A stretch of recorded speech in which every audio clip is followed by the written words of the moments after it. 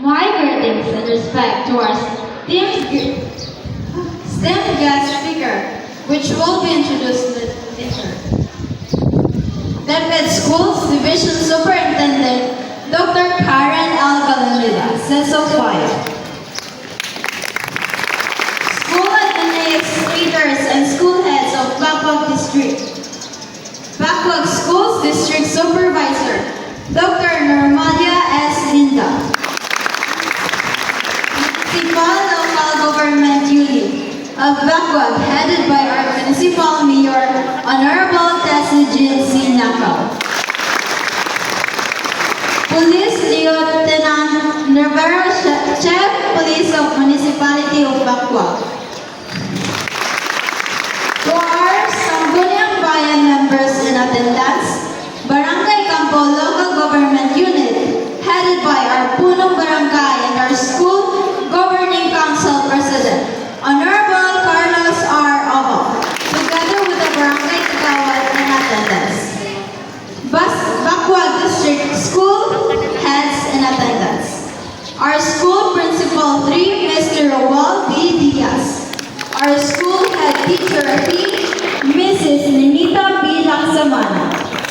School parent teacher association headed by the SPTA President, Karel A. Pabeco. Our dear teachers, non-teaching personnel, parents and guardians, fellow graduates, ladies and gentlemen, a pleasant greeting to all. It is both an honor and great privilege to stand here before you and warmly welcome you all to Campo National High School Graduation Ceremony 2026. This is the day that we've all waited for. A day where we celebrate the 6 years of hard work, dedication and perseverance. A day where we can say we've made it. After all, it wasn't easy. It was a bumpy road and a roller coaster journey. We had countless sleepless nights, the quizzes we forgot to review for, last minute deadlines, and the group projects where we discovered teammates sometimes means one person panicking while the rest cheering. But through all this, we grow. These experiences shaped us into the individuals we are today. Back in junior high school, I remember feeling both afraid and excited to step into senior high. I was afraid that the strength and courage I had before might not be enough. But despite that fear, I held on to a simple thought that kept me going. Kung kaya nila, nga hindi naman ako kaya. To everyone who is afraid to leave their comfort zone, I encourage you to carry this mindset with you. Face your fears with confidence, because you are more capable than you think. Let me share one of those important realizations. Life is indeed like a wheel. There will be times you're on top, and there will be times you're at the bottom. But don't take this negatively, because every situation and every moment in this life is temporary. So when life is good, enjoy it fully. When life is challenging, remember that it won't last forever, and better days are coming. To all those students who succeeded with their goals, who's achieved what you've worked hard and prayed for, well deserved. Just like what Jesus said in Matthew 21:22, Anak ba? if you believe, you will receive whatever you ask for in prayer. To those students who feel like they haven't really reached their aspiration, I want you to know that it's okay. Life doesn't stop here.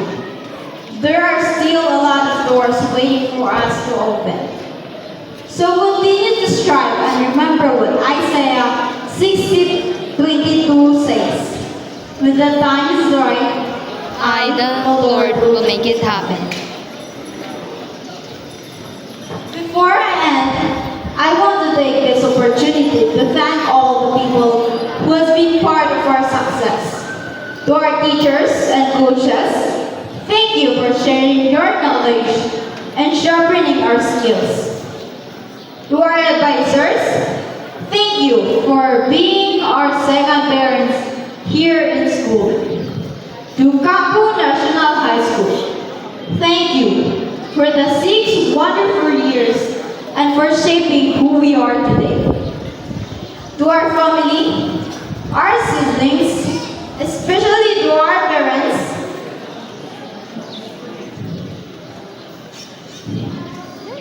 Ma, Pa, thank you for your support, for your love, and for everything.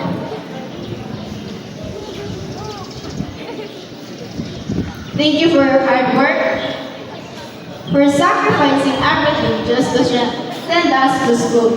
And most importantly, to God, who made all this possible. All glory to His name. As we close one chapter of our lives and eagerly look forward to the future that awaits us, let us remain positive and entrust everything to God, who has plans to us. The path may seem unclear and storms may rise, but let us all remember that God will not put us in a situation alone. But He is with us every step of the way. And let's hold into what Job 22:28 says. You will succeed in whatever you choose to do, and light will shine on the road ahead of you. Once again, good afternoon and welcome to the graduation ceremony 2026. Thank you, Elder.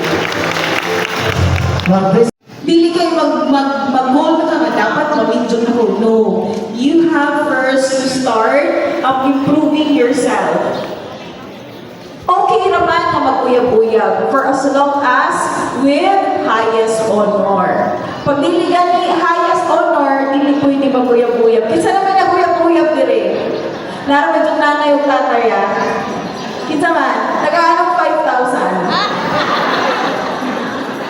Dapat with highest honor. Without that's okay. For as long as you're doing well with your studies. And then second also, an ato nag-speech kanina sa welcome address, taglangan kita na there will always be a right time for everything. So, if kanina itong mga pangandoy, dili pa nato makuha, dajon-dajon, basig ningon mo to si Mayor Tessie, nga mangandoy, nga wa pa man ako makuha. Dili nato na makuha, dajon-dajon, because there will always be a right time for everything. It may not be today, it may not be tomorrow, but definitely, if we ask God the desires of our heart, definitely it will be given to us. Okay? So I just hope na dili ra mo graduate pagka high school, I hope na mo graduate sa mo pagka college, and I really love to see you graduating, and I really love to see you being very successful. And you have to take note, do not cry. It's okay to cry. You really have to say thank you to your parents. Do not be shy in saying thank you to them, because kung wayaan ako mga ginikanan, dili kita makagraduate karon. Kay bisan ang atong tuga, ang atong sapatos, ihaguan gud na sa atong mga ginikanan.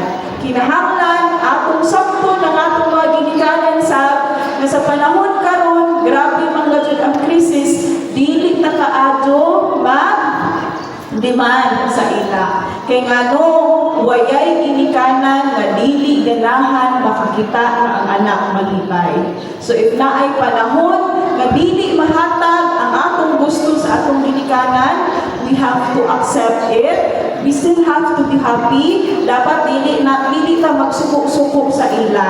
Kay ngano man diri sa ilang suyod sa ilang dughan sakit nga dili nila mahatag ang gusto sa ilang mga anak. Mao na nga kamo, paningkamot ikaw mo para ang inyong mga anak sa sunod pohon mo ay mga adyo sa inyo, mahatag nila kung unsay ilang gusto. Okay?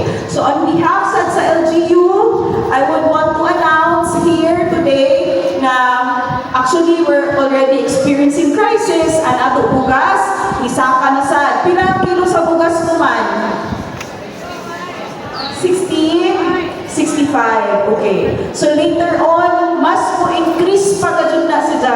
Basin mo abot na ng 70, simba ko basin mo abot sa ng 80. Pero in behalf sa LGU, ako ipaabot sa atong mga ginikanan na ang LGU gajud naning kamot para makatabang sa atong mga residente diri sa lungsod sa Bacoa. So ang atong LGU muhatag suyod sa unong kabuyan, muhatag kada pamilya o bugas for 6 months.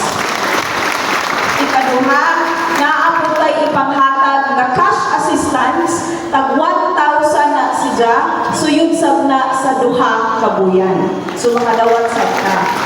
Ikatulo, makadawat sab ang ako mga senior, makadawat sab sila nan gatas, sanan, prutas kada buyan suyod sa 5 kabuyan.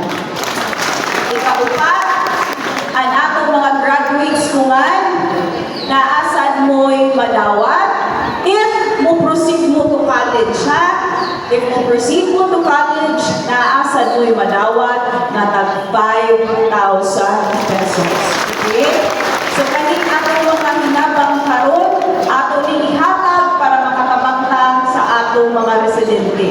Pero I just want to remind each and everyone na kani atong gihatag karon gikan sa atong national government. Kani tanan nga mga plano isugdan ni og implement na tungod kay naa naman ang budget diri sa ato sa LGU Bacoa. Pero ang atong national government dili bang gajud mahatag tag sa tanan. So very limited ra ni siya. So of course, ato i-prioritize na tagaan ang mga tao na malipadyon budawat, di ba? Katong dili malipadyon budawat, dili ra kadto nato tagaan. Okay na ba mo? Di ba? Kinanuman, if ang tao manggod malipay nga budawat, makaingon na sila, Lord, thank you, Lord. Lord, salamat, Lord. Ibabati ka na ni Lord, supasabot, malipay ang ginuuan na mas daghan pa nga panalangin ang hihatag ni Lord sa ato. Pero kung ang atong tagaan, inighatag sa bugas, isang isa kasako, nakasako pa na, muingon gihapon, maora ni panghatag, na dili ka panalanginan sa Ginoo, i-extra ka nato na ato lang idunggang hatag sa mga tao malipayon budawat. Okay? Amen. Okay. So, sa ating mga graduates karon, I hope that you really have to dream bigger and I hope that you have to believe to yourself para ang inyong mga pangandoy, ang mga pangandoy sa inyong inikanan, matuman ka dyan kung muabot ka dyan. And salamat sa, lastly, I would like to thank the faculty and staff there is sa Campo National High School. You know, dili man ko taga Campo National High School, but I really feel I'm part of their family, to be honest. Because grabe ka dun ang pag-entertain ng ako mga teachers. Kalauganin ko na nandoon na siguro ng taga-Campo kay kada program nila, di mga di mo maka-attend. But you know what? When the mayor is not here in Bacoa, you should be happier. Kaya nga naman, if waya ang mayor sa Bacoa, pasabot ang mayor na ngato, nangita, o asa pang makita para atong dalhon din sa Bacoa. So may makuha na ko din sa Bacoa. Waya man. So kung waya ang mayor, jadto ang mayor sa Manila, or bisan asa rakan para makadaya ng ato itabang para sa ato mga residente. Sa ato sa mga teachers sa kampo, sige na lamang ma'am, sir. Enjoy yung mga concern, you can tell us, and do not feel bad if I cannot attend. Because you know, even the supplemental budget that I had, kamo manggajud ang may pinakadakot na pundo. It's just that dili medyo ma-feel karadyaw kay syempre hamok man ang iswilahan. Ato man siya bahin-bahinon gajud. Pero rest assured na by 2027, I would put much importance sa ato education sector as well sa ato agriculture sectors. And again, salamat sa ato mga teachers sa kampo. Ganahan, medyo sa kampo kaya na akong mga maestra sa una, dyan sa diri karon. So I'm really very happy. And you know, every time na makita na ako si Sir Baya, malipay na dyan ko. Kaya since elementary pa ako, sa kampo na si Sir, hindi may magtagad niya sa kontra lang sa una mga contest. Pero kung Sir, dili na po, hindi ako naman ang minor. So, salamat. Oh, congratulations para dyan na ako. Hey, thank you so much for the voting message of your Alright. Schools Division Superintendent, Dr. Karen L. Galinidas, Session 5, are for being part of this meaningful celebration. Give thanks in all circumstances, for this is God's will for you in Christ Jesus. 1 Thessalonians chapter 5, verse 18. Today marks the end of one journey and the beginning of another. Every step we have taken and every challenge we have faced has been guided by lessons, love, and perseverance. With hearts full of gratitude, we first give thanks to Almighty God for His guidance and strength throughout our struggles and victories. For the healthy body He has given us, even in times we fail to care for it well. And for helping us remain firm against challenges that tested our faith. Challenges that made us reflect and learn from our mistakes. To our dearest parents and guardians, we owe you our deepest thanks. Your sacrifices, the sleepless nights, the tireless work, the quiet encouragement, have been the unseen pillars holding us up. We have felt, even in moments you tried to hide them, the weight of your struggles, financially, emotionally, physically. Yet, through it all, your love never wavered, your hands never faltered, and your hearts never gave up on us. Today, we stand here because of you, and the words can truly capture the depth of our gratitude. To my nanay and tatay, thank you for taking care of me since the day I was in my mother's womb. Thank you for being my parents after mine went separate their ways. Thank you for the constant reminder that education is important, na ito ay hindi para sa inyo, kundi para sa amin, na kung sakaling dumating ang araw na kami ay iiwan nyo na, ito ay magagamit namin upang kami ay makapagpatuloy. Salamat sa sakripisyo, pasensya, at mga payo na ni minsan ay hindi kayo napagod na ipaalala. To my biological parents, we may not have a lot of memories together, but I admit I feel most of them come from pain and questions that still seek answers. Sabi nga nila, everything happens for a reason. Kaya naman, ay binaon ko na sa limot ang mga bagay na aking minsang pinakahihintay at hinahanap-hanap. Salamat sa ako nanabilitaw sa mga tatay doon. As Brad Henry once said, a good teacher can inspire, ignite the imagination, and instill a love of learning. To our teachers and mentors, thank you for your patience, wisdom, and for believing in us, even when we doubted ourselves. Through your encouragement, guidance, and the life lessons you have shared, you have shaped us into learners ready to face the challenges of the world. Your dedication has taught us not only academic knowledge, but also the value that will guide us beyond these school walls. We are forever grateful for the care, inspiration, and faith you have given us.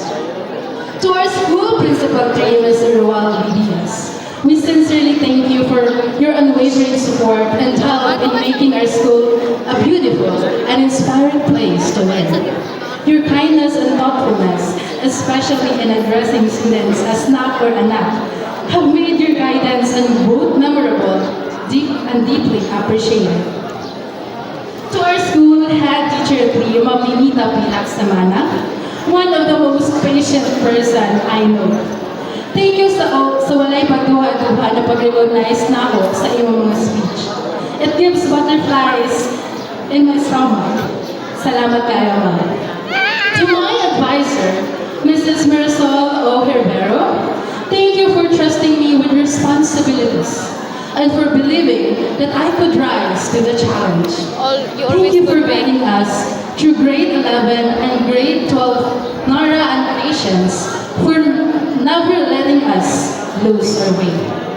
I admit, you are one of the teachers I honestly fear, but that fear has taught me responsibility and discipline.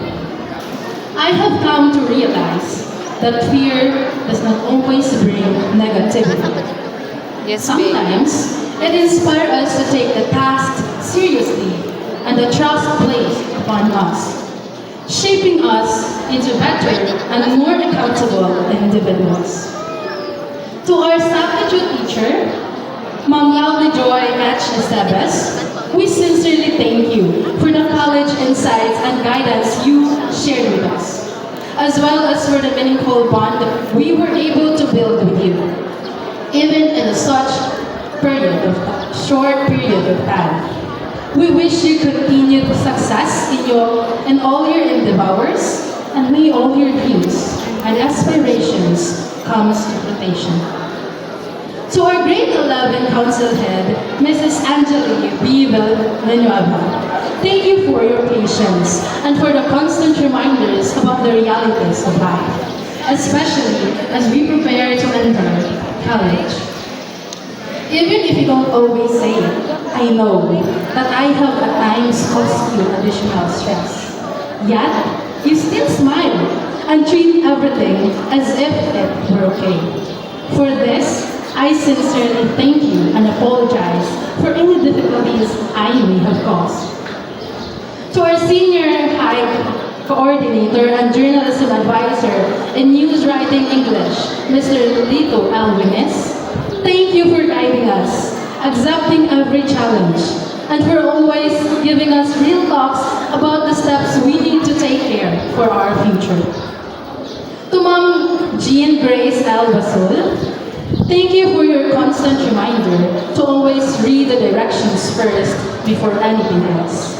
You taught us that carelessness can ruin our expectations, and that being smart or knowing the answer will not help if we cannot read proper and understand even simple instructions.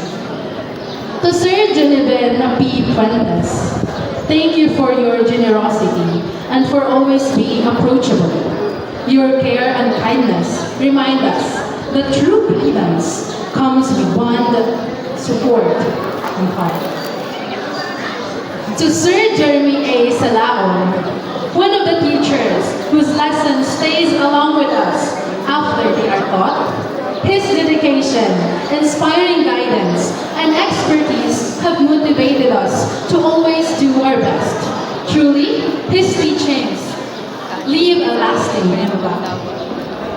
To Ma'am Erica Jane I. Olivia, and Ma'am Michelle R. Mante, and Ma'am Geraldine V. Danis, thank you for being approachable and kind, and for the constant reminder to stay calm and not let pressure drive you down.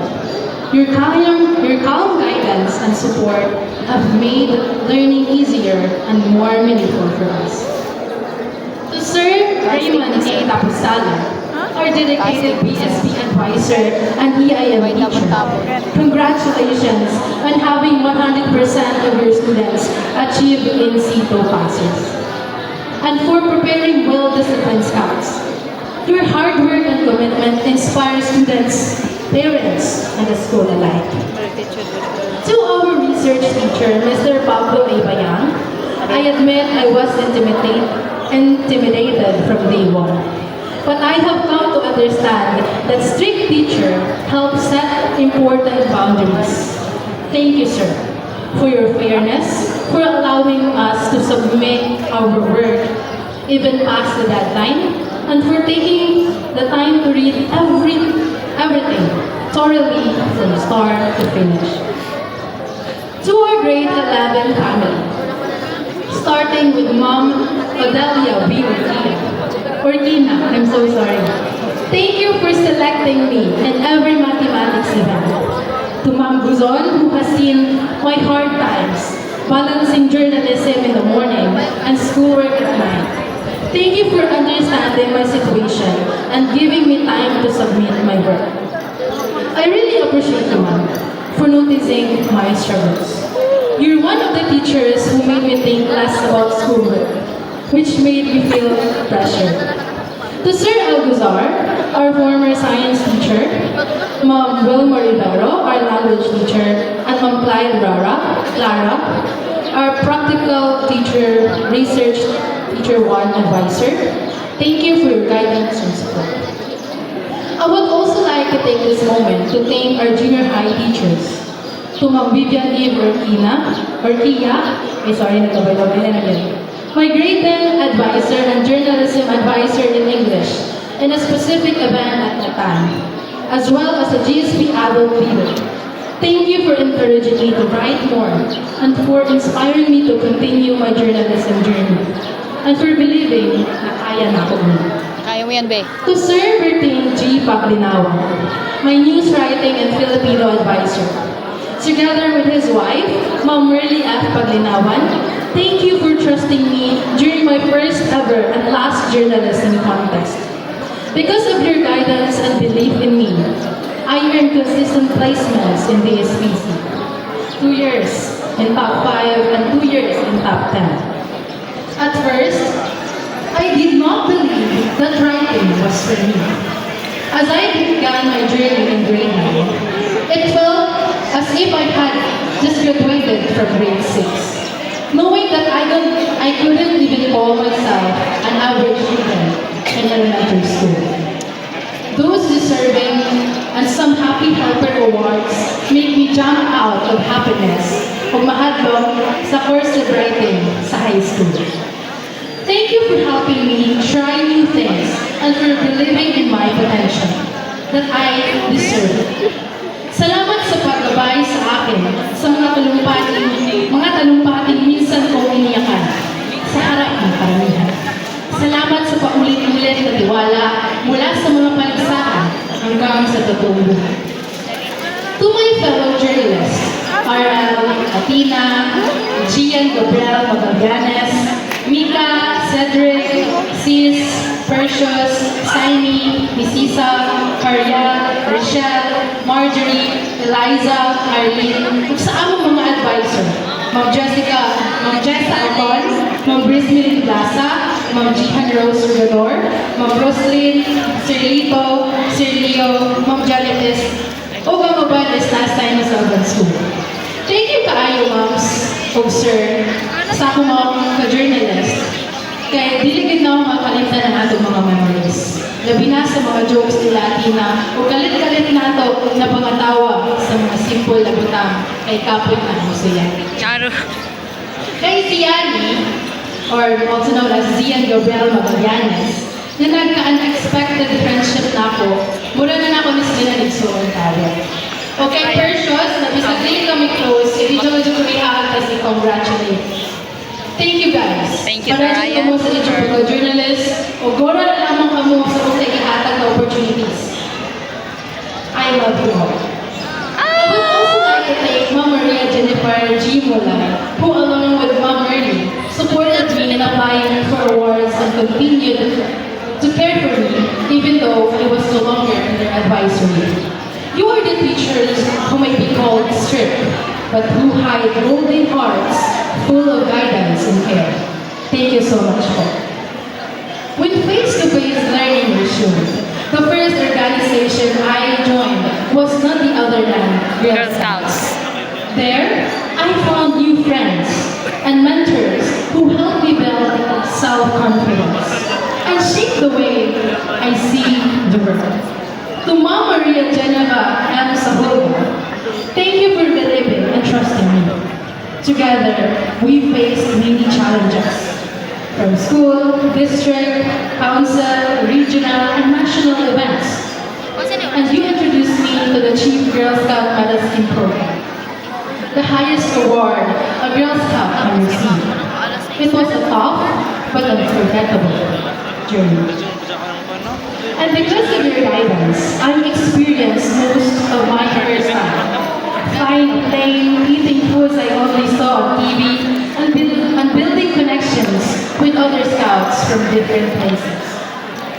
You also helped me qualify to join the national camp last February 12 to 18 at Camp Alano, Davao City. Thank you, Lord. Thank you, Lord. You are also our mathematics I like teacher it. who made me love mathematics more. Not because I'm smart, Thank you, Lord. because I love it. The thing I once cried about, but because of the teachers, I have learned to love it. I also have Ma'am Bresmelin Obiasa, JSP adult leader and journalism advisor, who also encouraged me to continue writing on my Girl Scouting journey.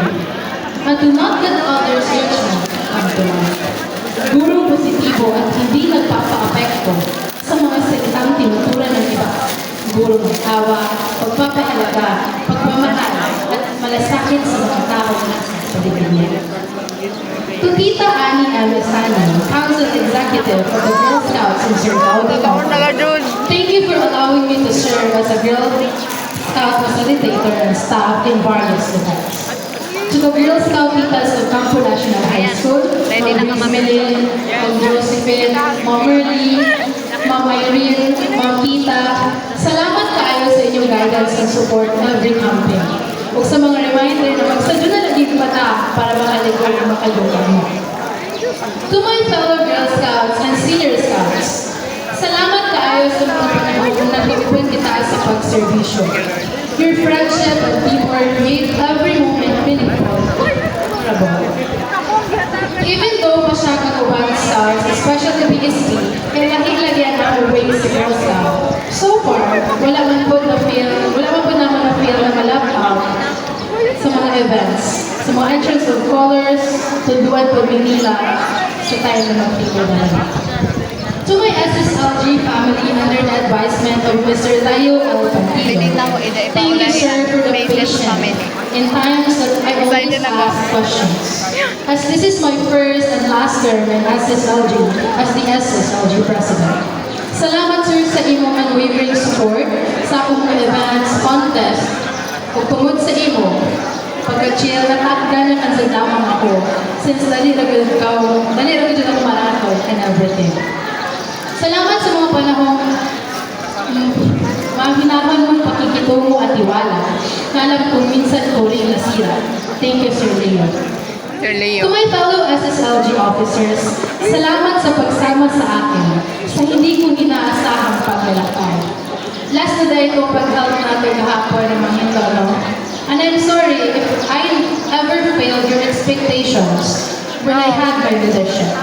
Together with the students of Campo National High School, if you feel your voice lacks understanding, I am sincerely sorry for not being able to help you further.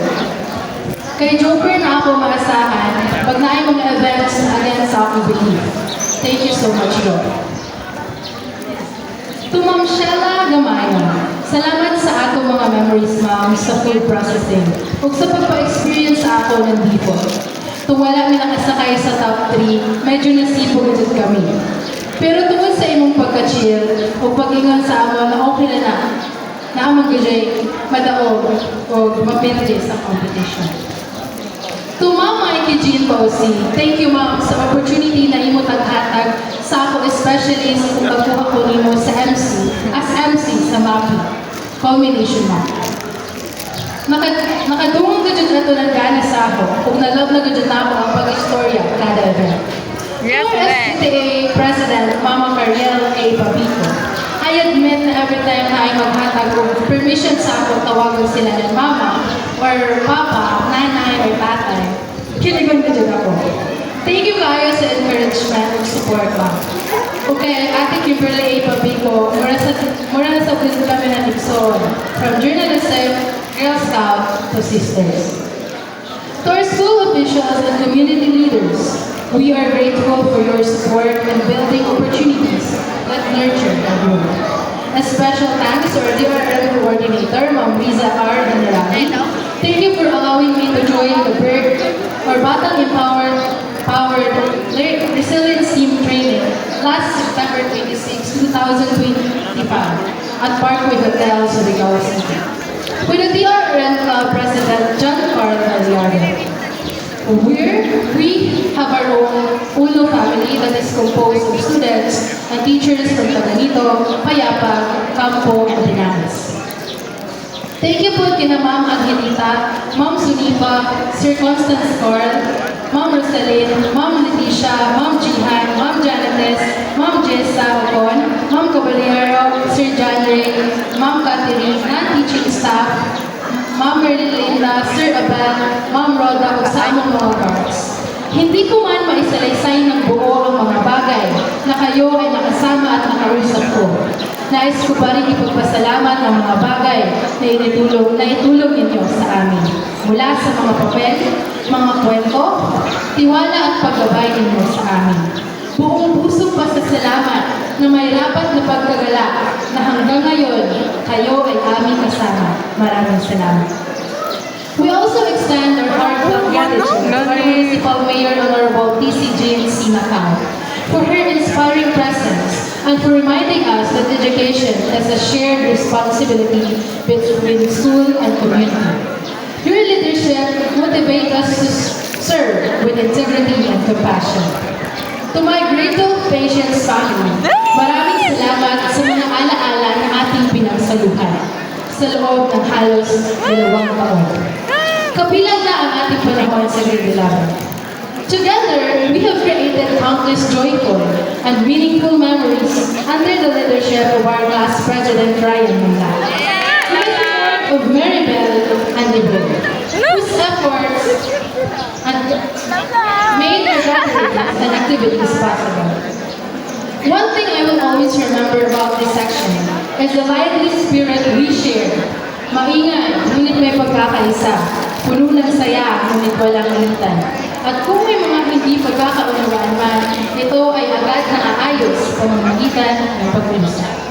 Higit sa lahat, kapansin-pansin ang ating pagtutulungan sa mga gawain sa paaralan. Na tunay na sumasalamin sa magandang pamumuno at samahan na ating binuo bilang isang pamilya. So far, wala man ko ka-feel o competition sa akong mga classmates o sa akong batch. It's just that bright o talented na nito sila na ma-pressure o matalakan nila. Salamat kayo sa akong girl list diha.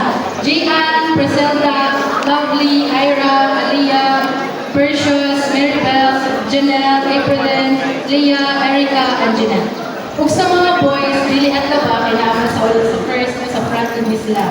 Kay Jay, kay Coronel, kay Geraldine, kay Ivan, kay Clinton, kay Angelo, kay Kuya Angelo, kay Melwar, kay Christian, kay Nico. Thank you kayo sa mga times na naglalis kita o magpinta ba kayo sa room. Last na yun, ka.